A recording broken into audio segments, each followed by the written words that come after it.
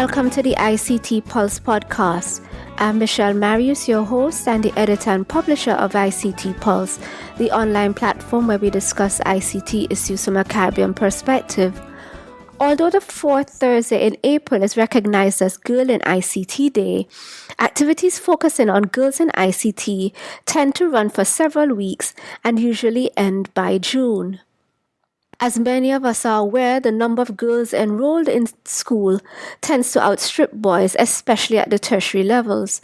But relatively few girls opt to study STEM subjects, science, technology, engineering, mathematics, and even fewer enter the technology field after graduation.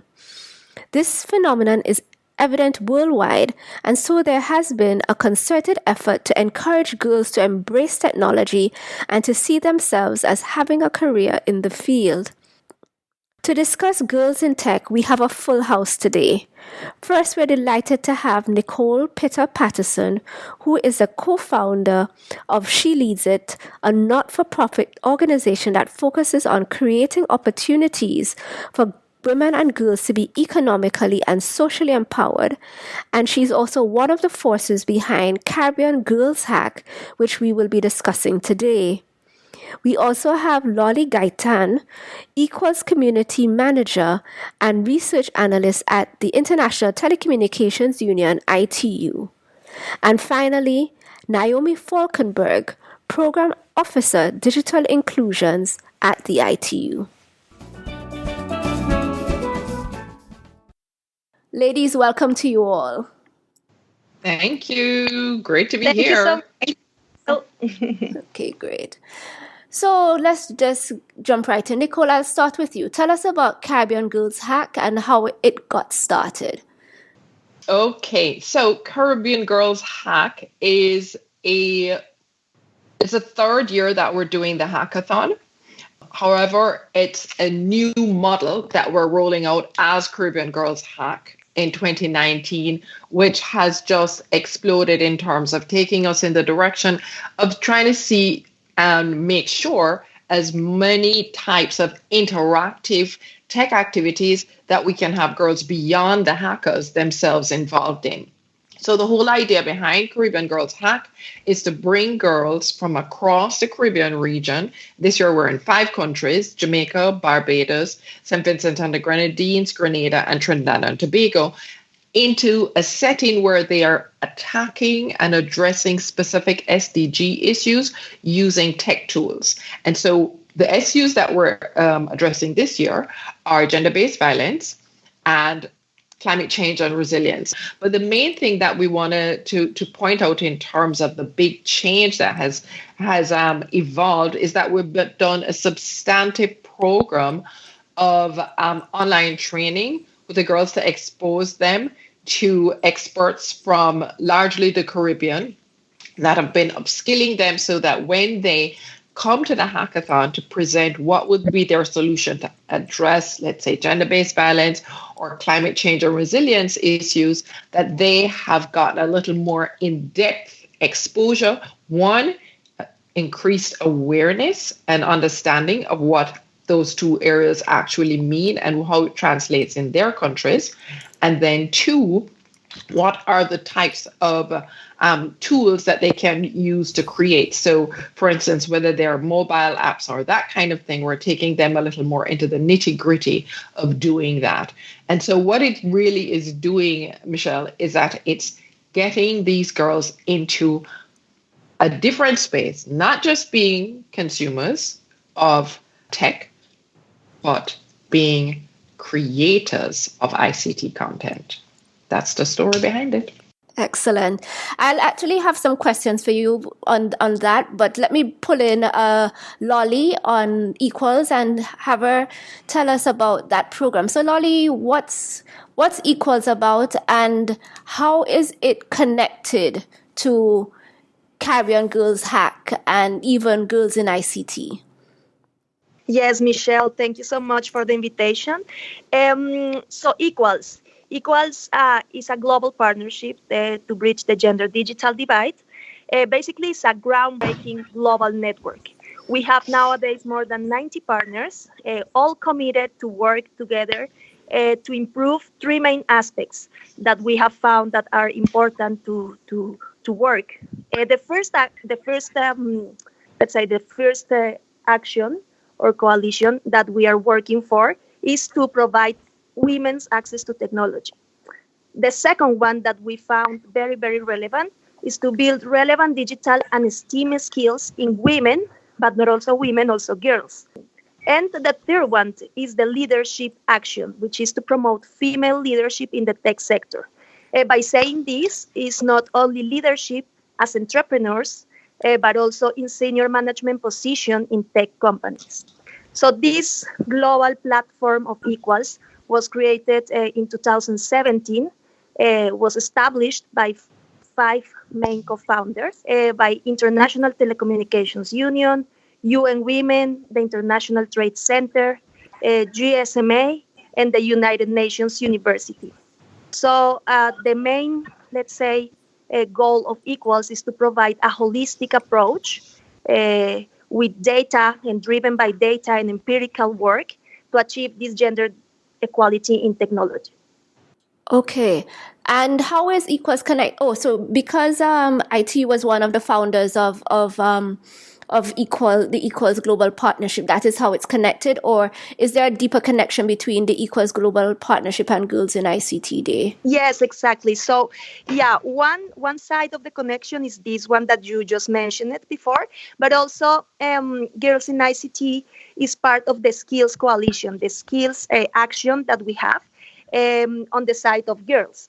So providing and building programs and action on digital and STEAM skills for girls.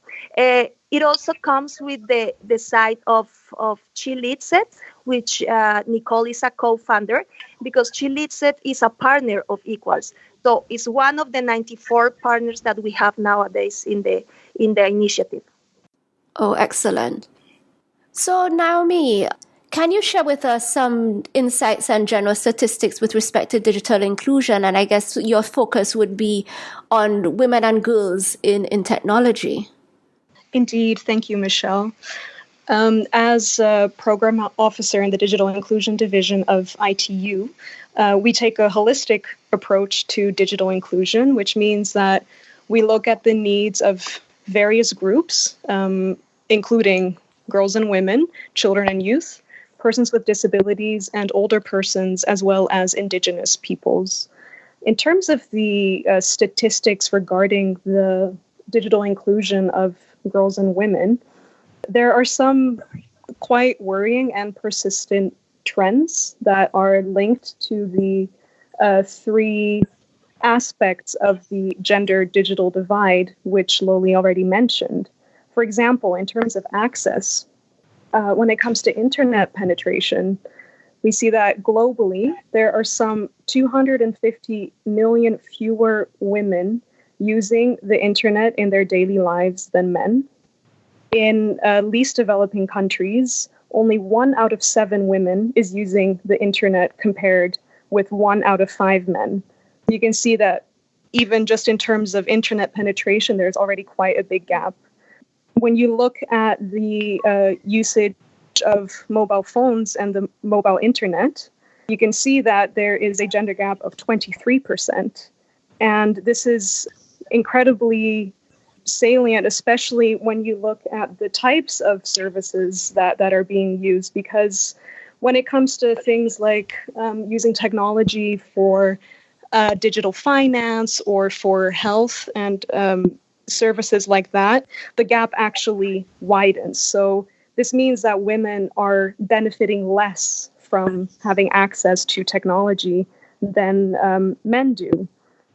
And a third aspect of the access divide is in terms of safety and security. And that's why I was very happy to hear that one of the themes for the hackathon this year, led by Nicole, is online gender-based violence, because according to global surveys, 73% of women have experienced some form of cyber violence, and women are most often the target of online abuse. When it comes to the second gap that Loly mentioned, skills, We see that across the board, women tend to have less digital skills than men, and this is true both for basic, intermediate, and advanced digital skills. And I believe, Michelle, that you mentioned some enrollment figures, and indeed, even while global enrollment figures for women in natural sciences has gone up to about 56%, we see that these rates are still lower when it comes to computer science and engineering, going down to about 29% and 27% respectively.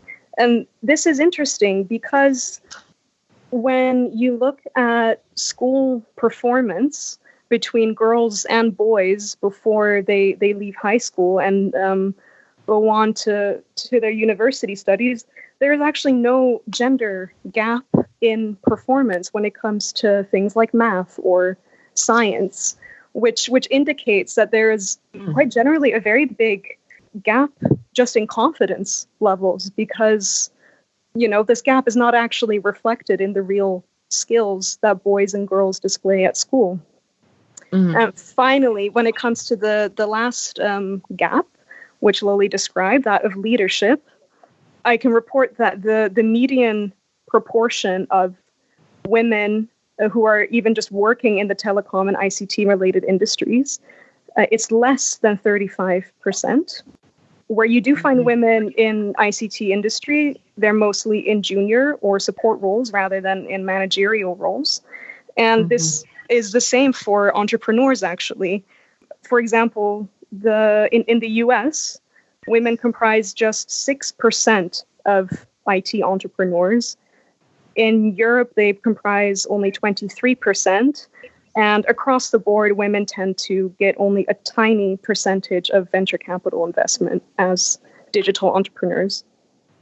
Those are some sobering stats, Naomi, and I guess I'm still kind of reeling from them.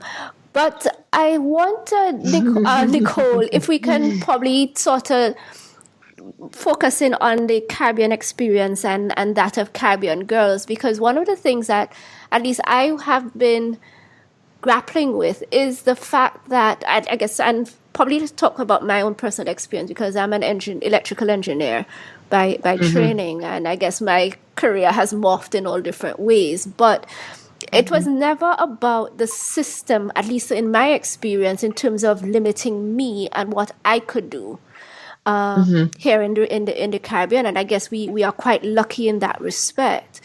But what, I guess, do you think are the reasons, probably from a Caribbean perspective, why we may have still low enrollment in tech subjects, computer science, electrical engineering, to name a few? But, we have the aptitude as girls and women. I think even, for example, some of the more traditional professions like medicine and law, girls are far outstripping boys in those disciplines. That's a super question, and especially coming from with your actual background as an engineer. I think we're still seeing across the Caribbean a significant number of disproportionate figures for men in the STEM fields vis-a-vis women.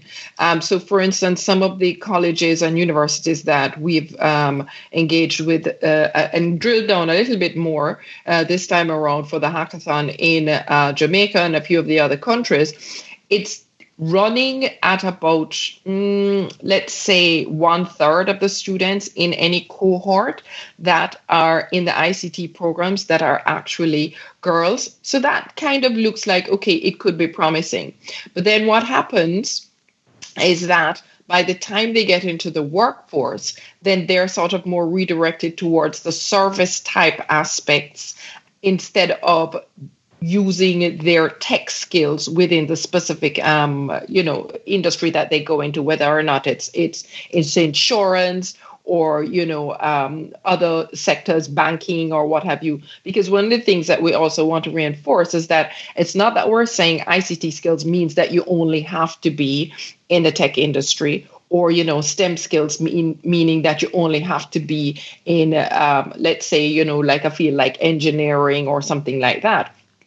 And that's actually brought home. I can think about Excelsior Community College that I engaged with, which is a community college here in Jamaica. And they said, which I tell you something that's quite interesting, ladies. They said, okay, so we are one of those that definitely have a 1/3 ratio. However, they created a small tech club, and the tech club is only girls. So I think what part of what might be happening is that socioculturally, it's still stigmatized, even though we're gradually changing that. I was over at a company called Quality Works consulting group here in Kingston. Significant numbers of women that I'm seeing there. But you know what is one of the things that I want to get to also to Michelle is that we truly lack the data to really know what our baseline is. So in terms of saying, okay, we're offering STEM or let's say ICT skills training or ICT, not the skills training per se, let's step back a bit, but let's say computer studies in the programs across the board in the schools and that kind of thing. We're not creating an environment where the girls are supported, let's say that. And so that in fact is one of the things that we are very mindful of, which is why we have this hackathon that has been growing every single year. From 2017, 350 girls, 2018, over 800 girls, and we already see that we've touched on 1,300 participants this year just from the online training. So we will have probably, I don't want to say, but let's look at what the figures will be after. So I think part of it is sociocultural. Another part of it is that, we hear the saying, you can't be what you can't see. Right. Right. And so the girls who are maybe doing the computer studies in high school now are not seeing women in that field significantly. And so even though they may select to do it at unis, then when they go out in the workforce, they're doing something else. That's part of it, I think. Understood, but what are your thoughts, though, Michelle, vis-a-vis being an engineer and that kind of stuff in your field? What do you see in the Caribbean? I think, as you rightfully said, I wonder whether or not the socio-cultural, but also the environment after girls graduate, from university is where some of the attention needs to be placed. Because I think, and I see it in various disciplines, that I guess we women, we are intelligent, we are bright, we excel at school. But then once we graduate and you're looking at whatever your future might be, often that may include, a family and so on. And I think that there's an expectation that we women will bear the brunt of that, and we will step back from our careers to facilitate that, the family experience.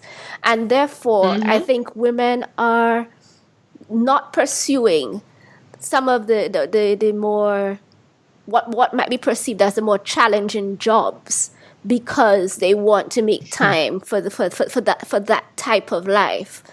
Because so I think sometimes that girls may be looking at their future and they see the things that they may want to achieve personally.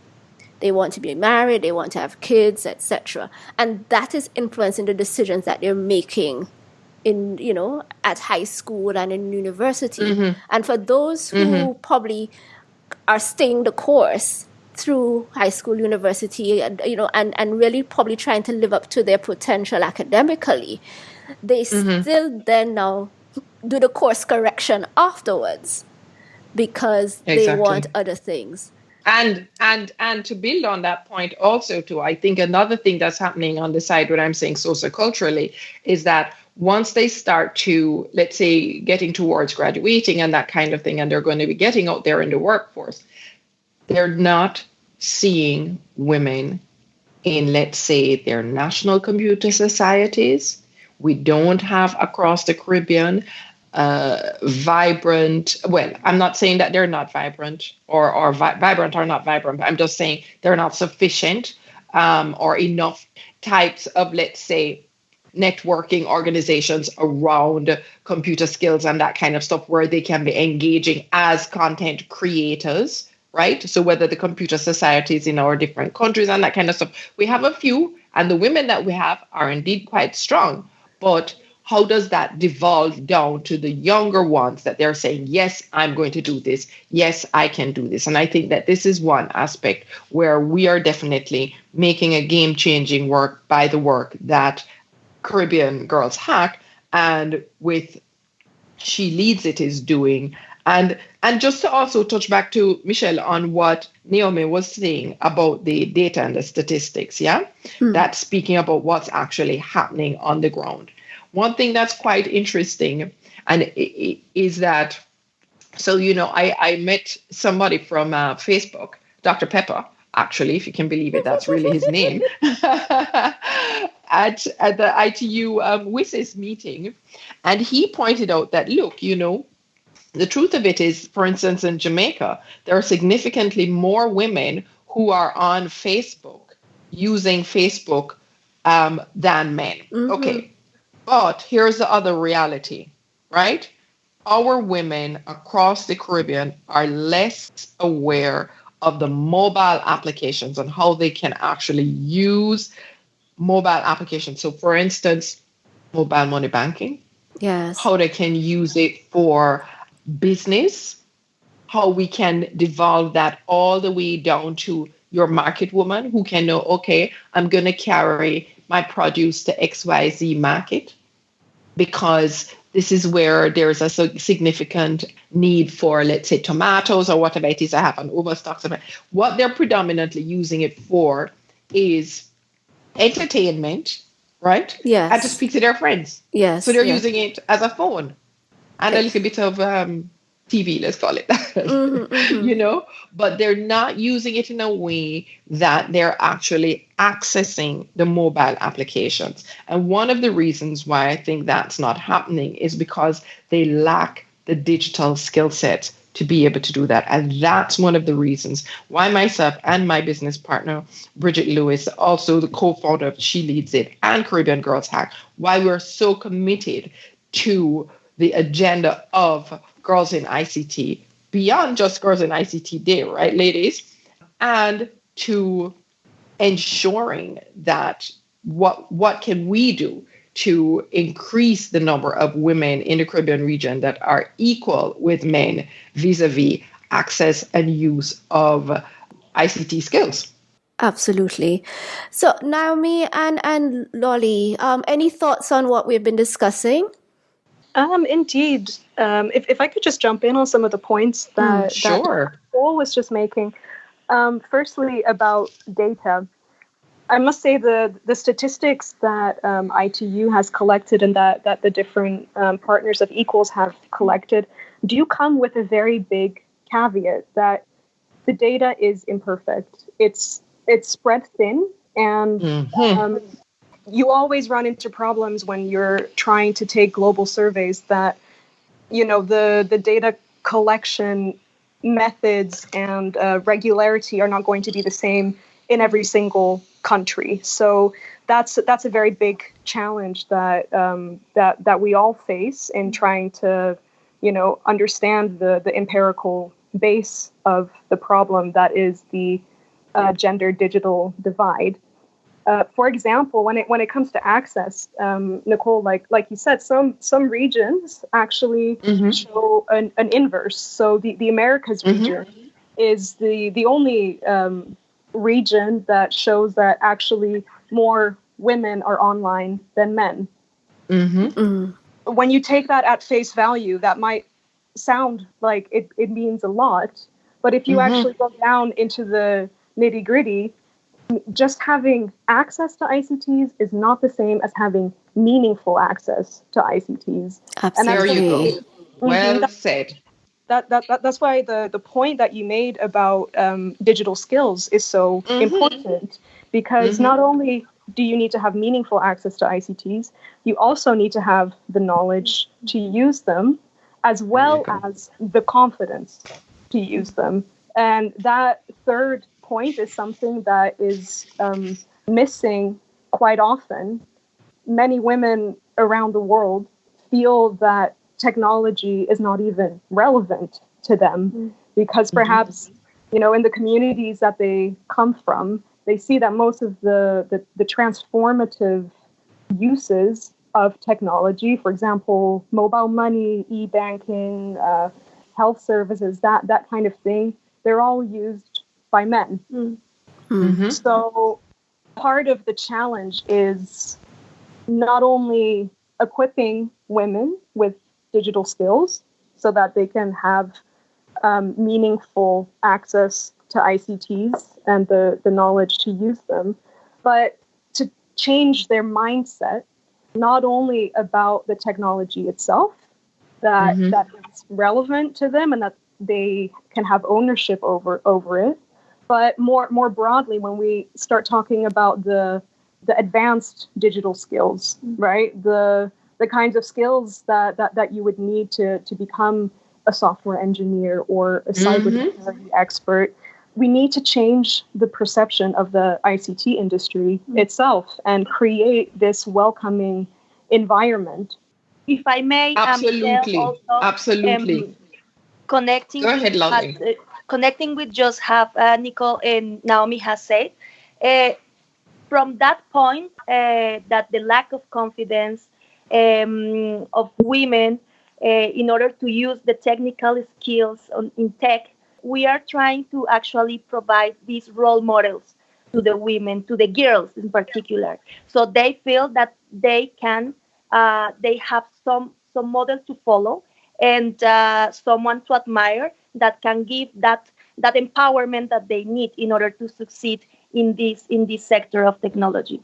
Right? If you can see it, you can be it. Yeah, exactly. That's what I just said. Exactly. If you can see it, you can be it. And this is the thing that is so significant. Not only that, remember the other thing that we're talking about in terms of digital skills, which is what Caribbean.Girls.Hack is all about, is about the girls and these young women being the content creators. And that is where the perception and the sort of socio-cultural mind shift, as these ladies have said, is what needs to take place. I love that term that you have pointed out, Naomi, calling it meaningful access to ICTs, because that I'm definitely going to tweet about that, because that is exactly the reality of our situation here in the Caribbean. Is that when you look at like the GSMA report, right, and it's saying, look, the gender gap for women is only 2% in the LAC region,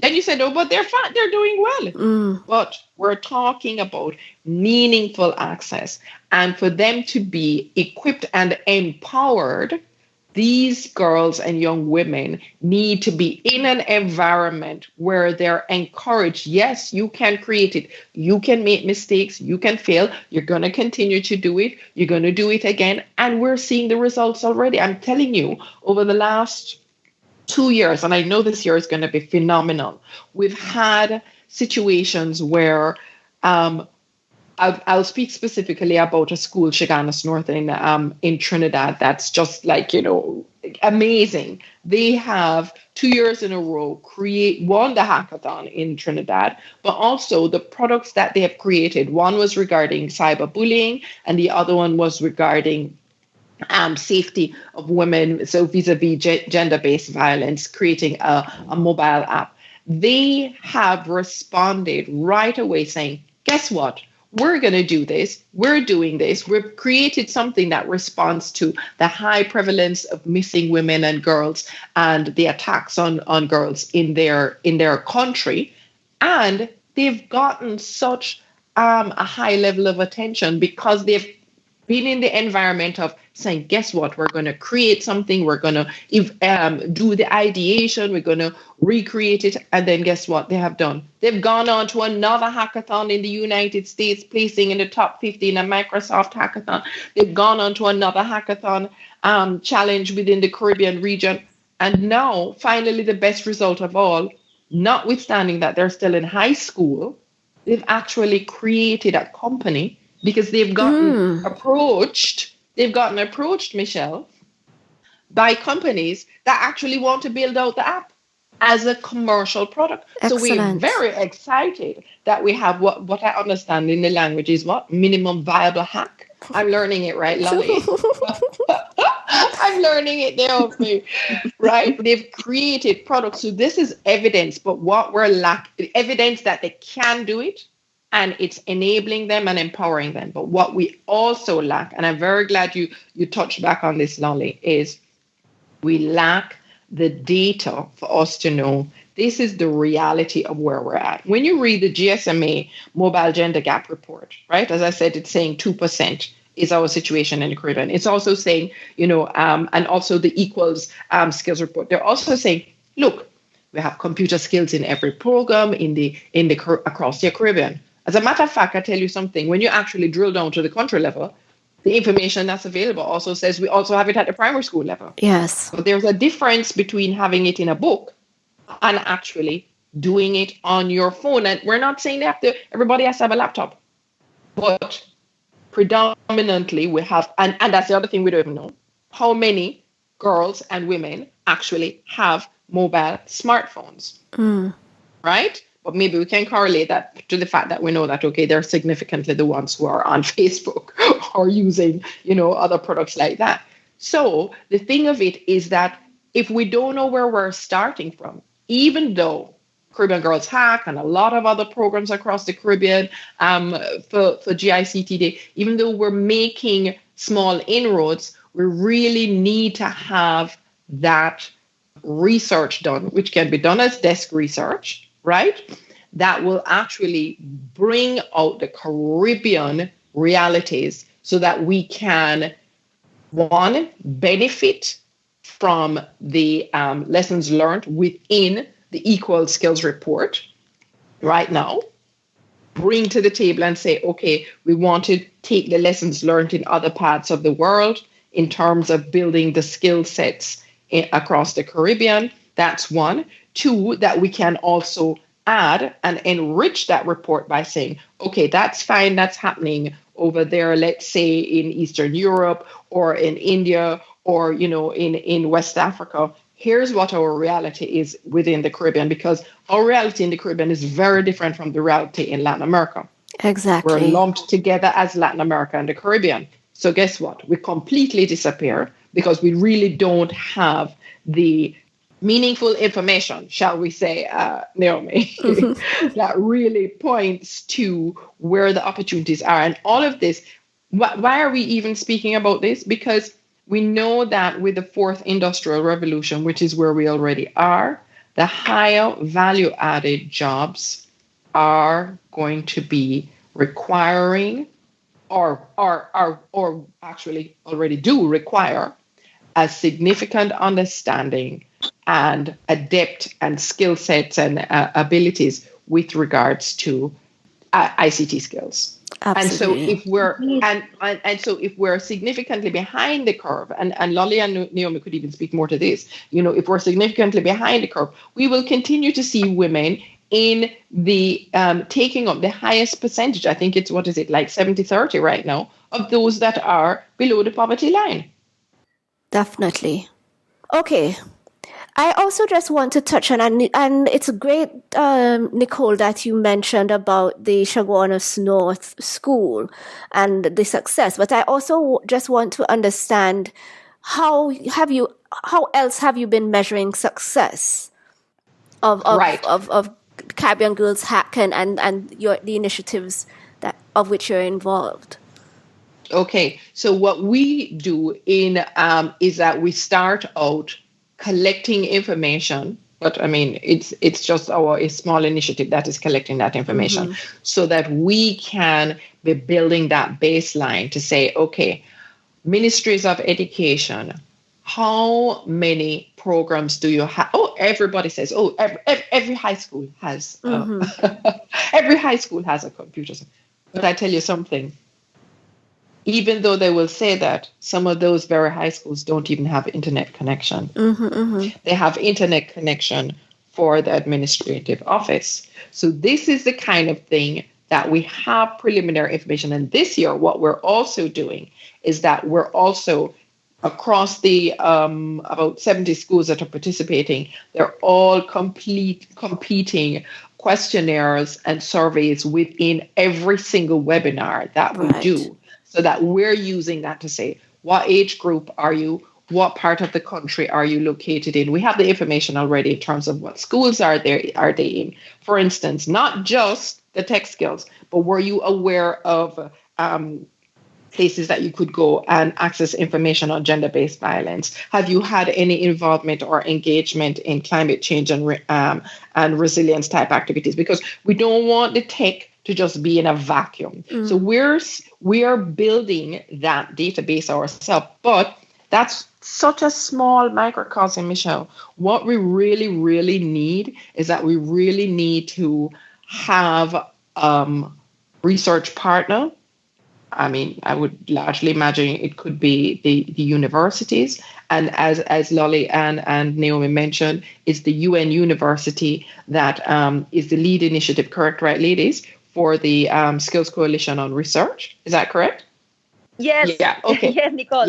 Yeah, that's exactly correct. So the United Nations University is the institution leading the research group that we have under Equals. And I don't know if I can mention it very quick, but we launched the past March 14 during the Commission of the Status of Women in New York. We had the release of the first report from the research group. It's a very comprehensive research that presents all like the basic and all information and assessment in terms of access, skills, leadership of women and girls in ICTs. So I invite you as well to consult it. And now we are planning to have regional and local launches of this report. Okay. And in particular, we are planning also to do it in the Caribbean. It's one of our target regions for this year. Exactly. And so that is something that through She Leads It, myself being a member of the Equal Skills Coalition, we have been pushing for since around the end of last year, right, Loly? And we would like to, and that's, so we have indicative information within She Leads It. Right, Michelle? Right, but what we actually need is that we need that desk research to actually confirm the information that we have, because in fact we are working also with the ITU with regards to the release of the report, but we don't just want it to be an exercise, say, oh, here comes another UN report, the information is out there. The bottom line is that this information is also crucial and important to our telecoms companies, because then they can know, okay, guess what? I actually do have a market in these 5 countries where if I do put out products vis-a-vis agricultural mobile apps, I'm getting to a target audience of women. Because, and it's not only women they will be getting to, but we know that the women are significant decision makers and a significant sector that is actually quite impactful in the Caribbean as in around the world, but is also quite challenged with regards to the mobile skills to actually be able to optimize it. So that's one, right? That is crucial. And so we are very excited hearing with Loly and with Naomi in terms of the release of the report here. But what we would like to do is that we would like to be able to actually, what would be most ideal is to be able to say, here also are the findings that we have in the Caribbean. And to actually do that as well, we need the telecoms companies with us. They need to be, they're very engaged in the hackathon, very engaged giving support in the hackathon and that kind of thing. But we need to have them involved because, this is a business opportunity. So it's a business opportunity, and it's really one that is about economic growth across the board. Engaging the women, having the skills so that they can use the products which the telecoms companies will provide to them, which are enabling and facilitating ease of access to banking, to online courses, all of these different aspects. Great. If I could just quickly jump on to what Nicole just said about how it's in the interest of private companies to have more girls and women engaged in ICTs. From ITU's perspective, we couldn't agree more. In fact, over the coming years, we predict that tens of millions of jobs will be created for people with advanced digital skills. And a lot of economies are actually already predicting that a lot of these jobs will go unfilled because there's going to be, and there already is, a skills mismatch between the kinds of skills that employers demand or that are needed and the kinds of digital skills which all young people as so-called digital natives might already have, but are not necessarily job ready. So it's not only in the interest of girls and young women to up their digital skills, which will connect them to jobs that are, higher paying, that can actually help to navigate some of the issues that were mentioned earlier about, choosing between a career and your family. We see that a lot of tech jobs actually come with more flexibility, for instance. Yes, so exactly. It's definitely in the interest of girls themselves on exactly. On an individual basis to be able to have these jobs, but on the other side, companies as well as governments are realizing more and more that we're going to see this problem of jobs that are constantly evolving and jobs that are constantly being added in the fourth industrial revolution, that they're going unfilled, and B, they're realizing that actually diversity is good for business. So when we empower and encourage girls and young women to consider both studies and careers in ICTs, everybody benefits. Families, communities, national economies benefit. And let me just wrap up with one additional statistic. Yeah. It's estimated that if we bring, just from an access perspective, if we bring an additional 600 million women and girls online, it could boost global gross domestic product by as much as $18 billion. Wonderful. I know that's mind-blowing. But Naomi, I also have another question for you. Because can I just say something on that point that Naomi raised? Okay. Michelle. Okay. The thing of it is, Naomi, why we need to be so engaged in every single region around the world is that what we have found from when we make statements like that, or we talk about the 126 trillion that we can grow our global economy by the engagement and involvement of women, the response is, yes, that's over there, wherever over there is. That's not for us. So this is why the research at our regional level is so important. This is why she leads it. We're a part of the Equal Skills Coalition because we really want to get that research done at our Caribbean level, so that we're not just saying, listen, this is what can be achieved globally. You see what I mean, Michelle? Yes. But we're saying within Jamaica, within St. Vincent, within Guyana, within Trinidad, within Barbados, within the various countries, here is the opportunity, the latent opportunity that is sitting there. Here is what you in the banking sector, you're missing out on. That is what's going to get the action. We think. We hope.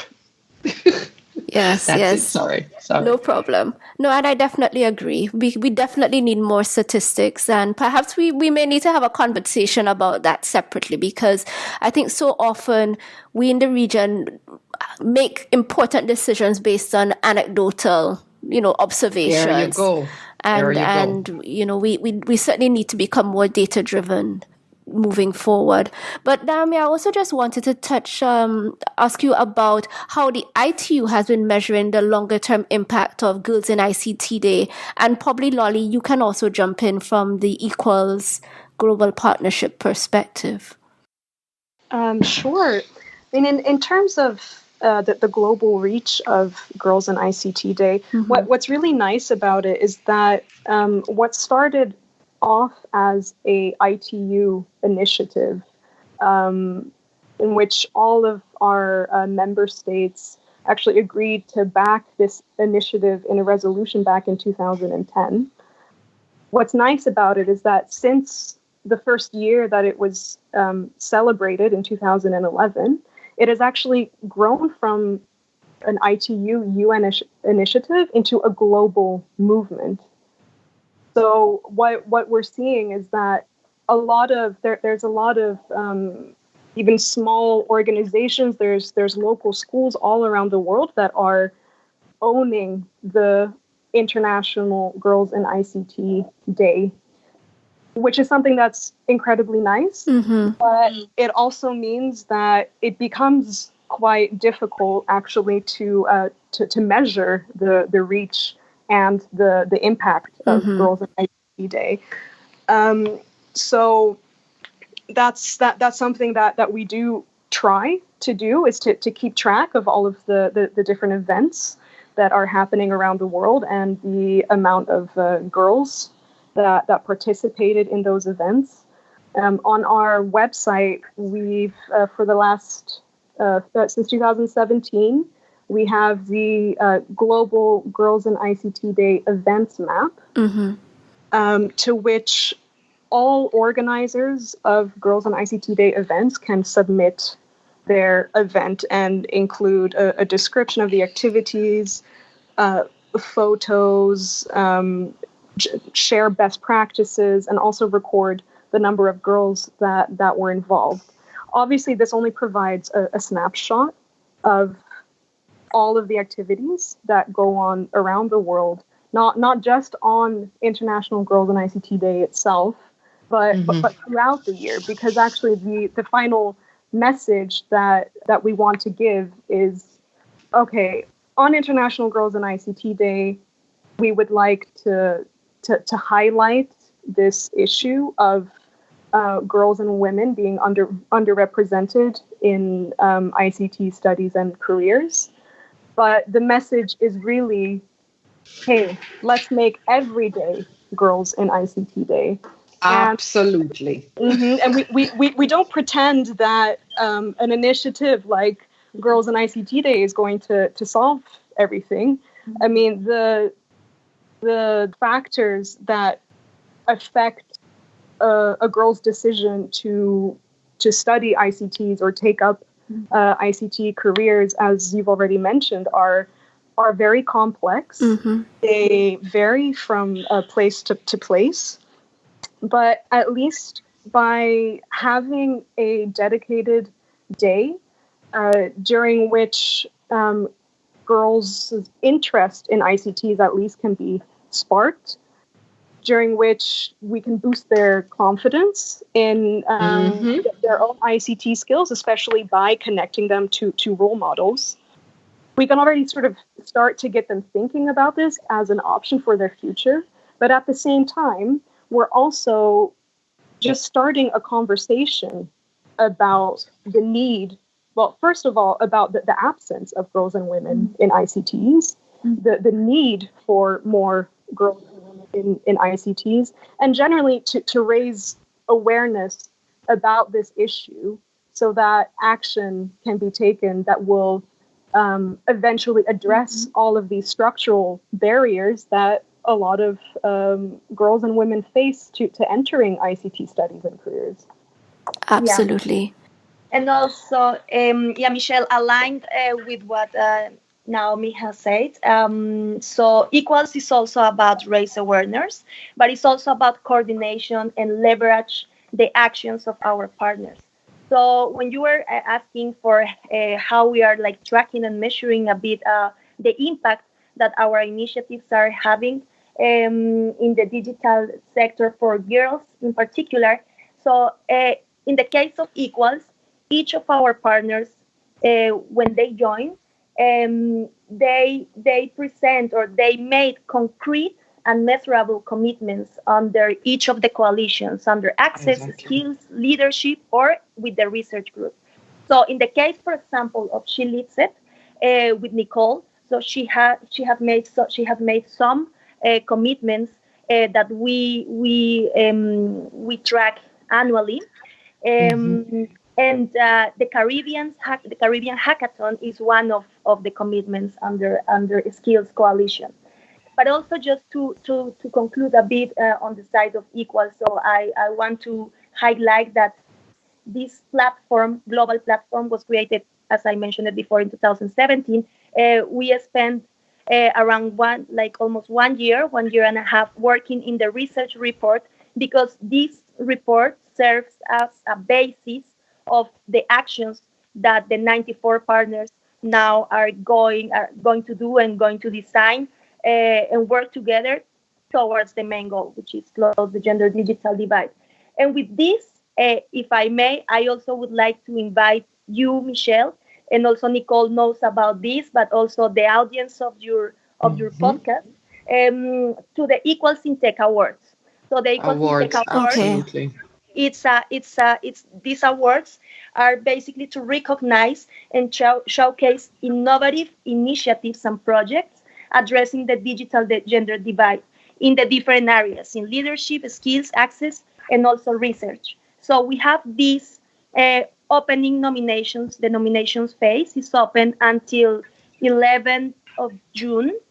And we really want to reach out to different regions. And the Caribbean region is a region that we really want to get engaged into these Equals in Tech Awards for this year. Excellent. And thank you so much for that, Loly. Okay, we need to be winding down. But just to, I guess, bring us all back together. And perhaps, Nicole, let me start with you. I guess it probably should have been a question I should have asked earlier on. I mean, you are an economist by profession. I think Loly is also an economist. Naomi, I think your background is political science, I think. Yeah, that's right. But all of you all are now involved in tech. And I kind of am curious about your own experience. Happily involved. Yes. So I'm curious about your experience, and I mean, how have you found it now to be almost operating as a woman in tech? And, you know, what has been your impetus to be as involved as you all have been? Okay, so let me kick off. For myself, as a development economist, which is my field over the last 20 years, and I had the pleasure also of working with Loly, what I've seen is that women are still within those jobs that are, shall we say, they are at the lower level in terms of economic earnings and gains, which is why we still see 70% of the number of women globally who are in poverty. I mean, number of persons are women. Okay? So and with that, on the other side, we do know that women are constantly innovating. Is it that I'm going to sell something here? Is it that I'm going to do a buy and sell thing there? Okay, guess what? We have the opportunity, and this is why we're taking the approach that we're taking through Caribbean.Girls.Hack, to get to those, let's say, those women who will be in the workforce earlier. Expose them and create an awareness that they too can be in positions with higher value added skills, so that they can actually be earning greater levels of income, so that they can have a greater piece of the pie in terms of contributing and to sustainable economic development. And that is the reason why my focus is now on in how we can engage those girls, those women earlier with the digital skills, because that's where the future of our economic base is going. So that's one way that we tackle and, let's say, stem the continuing rising numbers of women staying at that 70% level, because we need to get them into those value added jobs. But they're not just going to be in there as jobs. Okay, well, do I shift I mean, okay, it's not shifting paper, but we want to have them as the creators, the owners, the knowledge base. That's the reason for my engagement. Wonderful. Do I sound a little bit passionate about it? Yes, you do. Just a little bit. Loly or Naomi, whichever one wants to jump in. Yeah, I'm Loly. So yeah, I'm not a pure economist. I'm international lawyer with economics as well. Right. And but I really, for me, it's like before I was working also in women empowerment from the economic side, more in the entrepreneurship sector.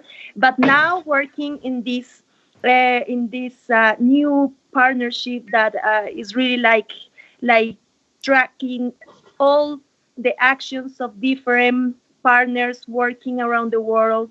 I feel like it's very fulfilled. Because we are really giving the voice to those that sometimes are not allowed for different reasons in different parts of the world, for different, maybe sometimes cultural reasons as well, to don't talk. So we are the ones talking from them, and I believe that it's a great opportunity to engage this new conversation and actual conversation, link it as well with the fourth industrial revolution, which is nowadays on the top of the economy. Great. Naomi? Yeah, so as you mentioned, I'm a political scientist by training. I must confess that when I was in high school, I was absolutely terrible at math. Dito.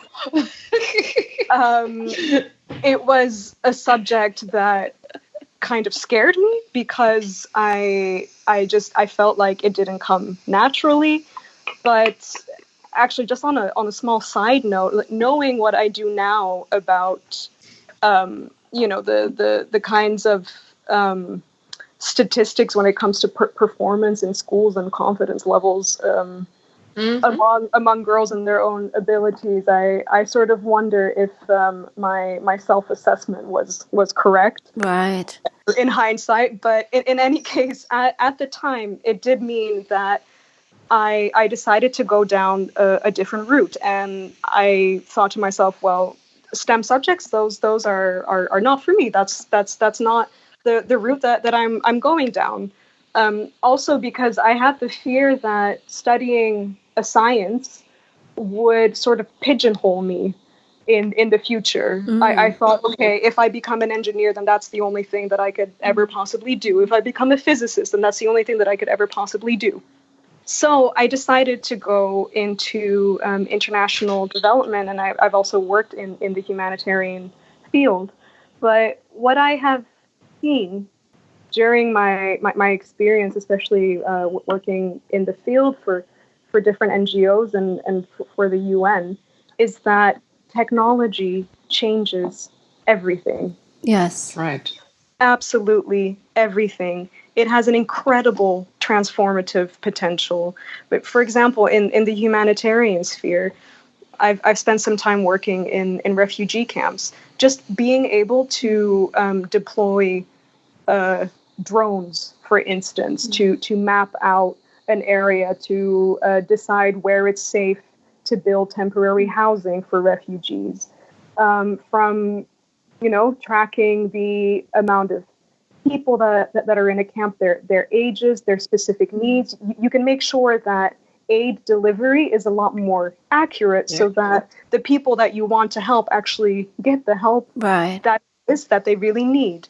And similarly, from an international development perspective, I have always been extremely passionate about gender equality and women's empowerment. And when I see the transformative potential that technology has, and I hear the constant narrative of, oh, technology is changing everything, it's going to change the world and make everything better. I agree that it's going to change. It is changing everything, but it is not a panacea. It's not automatically going to make things better. And if history is any guide, inequalities, social inequalities, economic inequalities, they have a tendency to replicate if we don't put in place strategies, policies, initiatives to make sure that everyone, regardless of their age, their gender, their location, or their financial means, can benefit from technology and can use it as a tool for self-empowerment, social and economic self-empowerment. And this is why, after all these years, since the time that I made the decision that STEM wasn't for me, I have come full circle and actually realized that in today's world, and especially seeing the way that the digital economy is developing and the fourth industrial revolution, it changes everything, and it is going to continue changing everything. And it is just such an incredibly powerful tool if we know how to use it. And I think that everyone, especially girls and women who traditionally face gender-specific barriers to social and economic inequality, these are tools that everyone should be able to use to their own benefit. And this is why I'm incredibly passionate about, having more women in tech. Excellent. Okay, my last question to Nicole. So the Caribbean.Girls.Hack hackathon is, I think, next week, Tuesday, the 14th of May. The first one. Okay, and so I just also wanted to know, since this is most likely going to get published after that day, what might be some of the other activities that either Caribbean.Girls.Hack or She Leads It might be having that people might be able to participate in?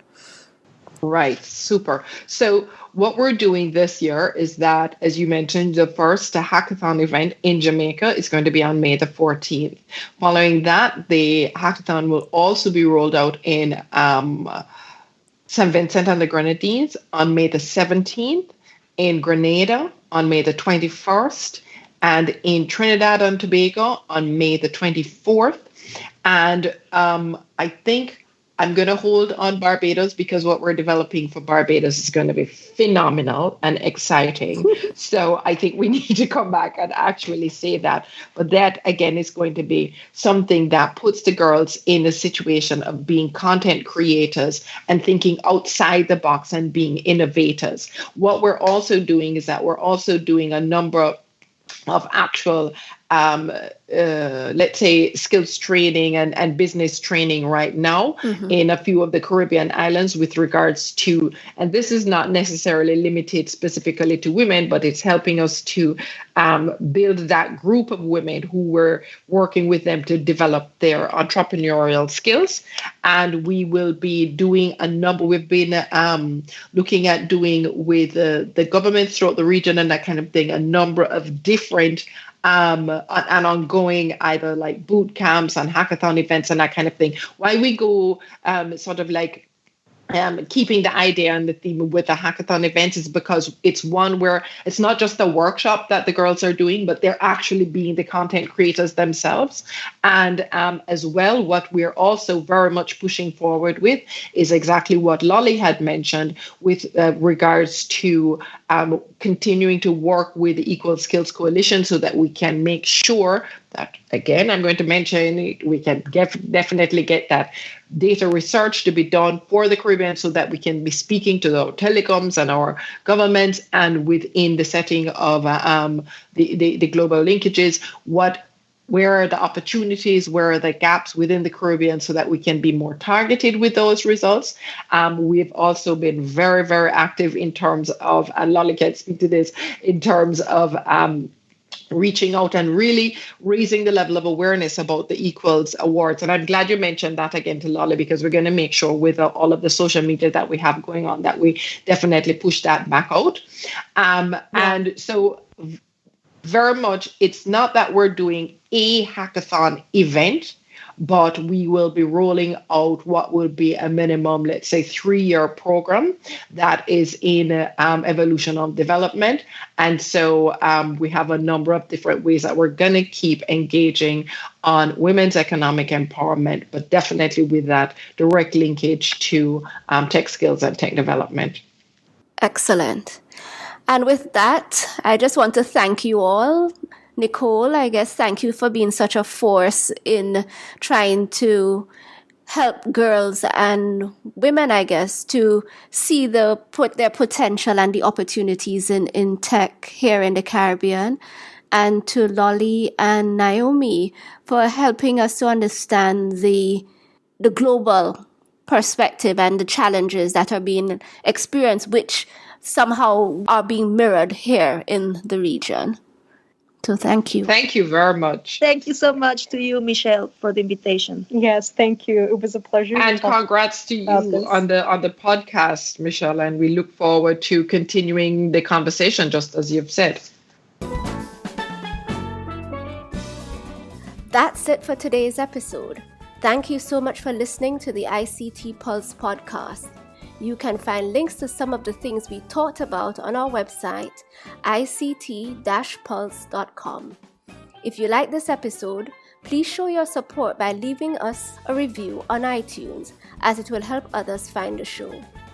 You can email us at info@ict-pulse.com or drop us a note on our Facebook page, facebook.com/ICTPulse, or via Twitter @ICTPulse. We hope you'll join us again for our next episode. Take care.